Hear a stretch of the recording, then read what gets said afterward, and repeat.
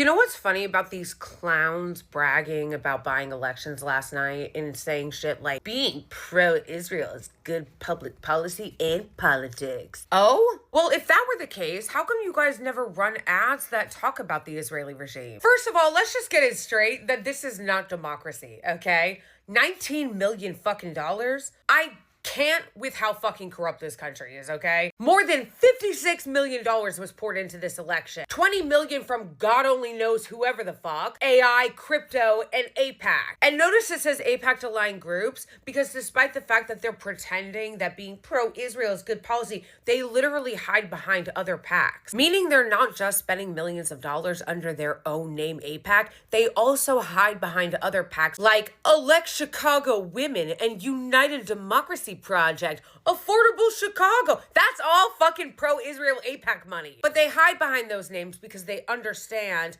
that Israel is toxic. And even AIPAC that runs under its own name, they don't talk about Israel. They never mention Israel in any of their ads. They do polling on whatever district they're meddling in, and then they run ads on behalf of the pro-Israeli regime candidate talking about like affordability. An example of this is what they did to Nina Turner. They ran ads against her saying that she was trying to obstruct Biden and the Democrats' agenda, never mentioning Israel despite the fact that they were pouring millions of dollars to prop up their Zionist pick Chantel Brown. So of course it won't surprise you that she's one of the top recipients of AIPAC money in Congress on the Democratic side. This race was back in 2021, by the way. So why haven't like left, Align, and progressive groups adjusted to this accordingly? They did it with Jamal Bowman. They did it with Cori Bush. Notice a pattern, though. They really do love to do this to black progressives. They tried to do it with Summer Lee. It didn't work, thankfully. But that is really interesting that, like, the blue MAGA centrists, neo-libs, who are always so passionate and vocal about black candidates, never have anything to say about that. And, of course, they do it to left candidates, especially Arab candidates, like in Illinois 8 and in Illinois 9. So a lot of the polling bros who get the benefit of the doubt, I guess, because they're white dorks, despite the fact that they're professionally wrong all the time, they love to ignore those key facts, such as AIPAC pretending that being pro-Israel had anything to do with this